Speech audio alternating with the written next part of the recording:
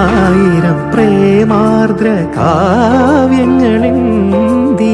പൊന്മയിൽ പീലിയാലെഴുതി നീ പാതി വിരിഞ്ഞാൽ കൊഴിയുവതല്ലെൻ പാതി വിരിഞ്ഞാൽ കൊഴിയുവതല്ലെൻ പ്രണയമെന്നല്ലോ പറഞ്ഞു നീ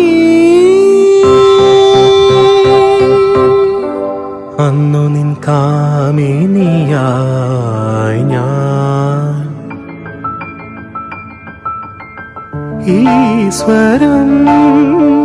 കേട്ട നാൾ താനെ പാടിയും തമ്പുരു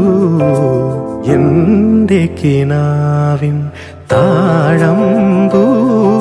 താഴമ്പൂവിലുറങ്ങി നീ